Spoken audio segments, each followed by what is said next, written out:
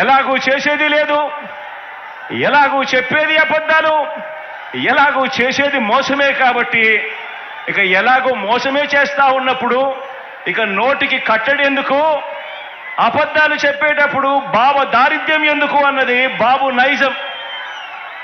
నమ్మినవాడు మునుగుతాడు, నమ్మించిన వాడు దోచుకోగలుగుతాడు అన్నది బాబు సిద్ధాంతం. ఆలోచన చేయమని అడుగుతా ఉన్నాను. చంద్రబాబు నాయుడు గారు 3 సార్లు ఎన్నికలకు ముందు ప్రజలకు ఫలానిది చేస్తాను అని చెప్పి రంగురంగుల కాగితాలతో ఆశ పెట్టాడు. పెట్టిన తర్వాత ప్రతి సందర్భంలోనూ కూడా తాను చేసింది మోసం. ఆ దగ కళ్ళ ఎదుటే కనిపిస్తా ఉంది.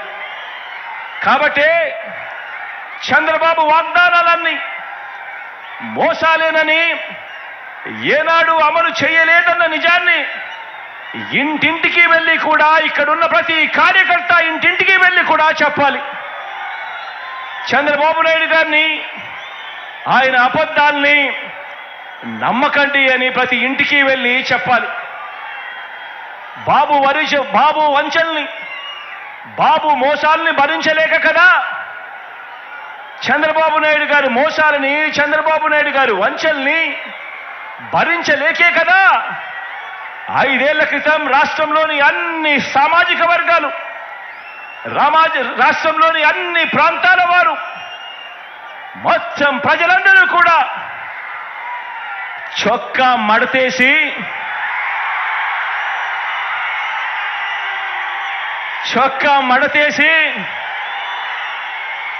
బాబుకున్న కుర్చీలను కూడా మడిచి చీపుళ్లతో ఊడ్చి వారి పార్టీని శాసనసభలో 102 నుంచి 23కు తగ్గించారు కదా అని అడుగుతా ఉన్నాను. అదే పని మరోసారి చేయడానికి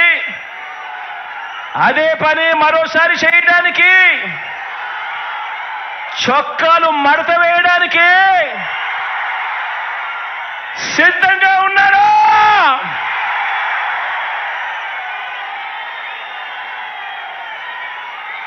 ఈ చంద్రబాబును సవాల్ చేస్తా ఉన్నాను. 14 ఏళ్ళు సీఎంగా ఉన్న మీ పేరు చెబితే ఇదే పెద్ద మనిషిని చంద్రబాబు నాయుడు గారిని ఇక్కడి నుంచి సవాలు విసురుతా ఉన్నా. 14 సంవత్సరాలు ముఖ్యమంత్రిగా పరిపాలన చేశారు. 14 ఏళ్ళు సీఎంగా ఉన్న మీ పేరు చెబితే గుర్తుకొచ్చేది వెన్నుపోట్లు, మోసాలు తప్ప మీ పేరు చెబితే కనీసం ఒక్కటంటే ఒక్క మంచి స్కీమ్ అయినా గుర్తుకొస్తుందా అని అడుగుతా ఉన్నాను. కనీసం మీరు చేసిన ఒక్కటంటే ఒక్క మంచి అయినా గుర్తుకొస్తుందా అని అడుగుతా ఉన్నాను.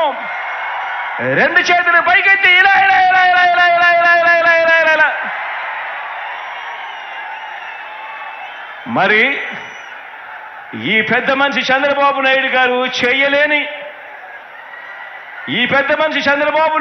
చేయలేని పనులన్నీ దేవుడు దయతో మనం కేవలం ఈ 57 నెలల పాలనలోనే ఎంత చిత్తశుద్ధితో, ఎంతటి మమకారంతో చేశామో ఇవాళ 4 మాటలతో వివరిస్తాను. ఆ పథకాలన్నీ ఇక మీదట కొనసాగాలంటే ప్రతి పేద కుటుంబానికి, ప్రతి రైతన్నకు, ప్రతి అక్క చెల్లెమ్మకు, ప్రతి విద్యార్థికి, ప్రతి అవ్వాతాతకు, ప్రతి సామాజిక వర్గానికి ఎంతటి అవసరమో మన పాలన ప్రజలందరికీ వివరించే బాధ్యతను మనమంతా కూడా తీసుకోవాలి. ఇంతకు ముందే నేను చెప్పాను, ఈ 57 నెలల్లో కని విని ఎరగని విధంగా విప్లవాత్మక మార్పులు తీసుకొచ్చాం. ప్రతి అక్క చెల్లెమ్మ హృదయాన్ని తట్టాం, ప్రతి రైతన్న మనసులో నిలిచాం, ప్రతి అవ్వ తాత చిక్కటి చిరునవ్వుల్లో నిలిచాం, చదువుకుంటున్న ప్రతి పిల్లాడి మనసులో గుండెలో కూడా నిలిచాం. విప్లవాత్మక మార్పులు తీసుకొచ్చి అడుగులు వేశాం. ఈ విప్లవాత్మక అడుగులు ఇంకా కొనసాగాల్సిన అవసరం ఎంత ముఖ్యమో ఎంత అవసరమో ప్రతి ఇంట్లో ఉన్న ప్రతి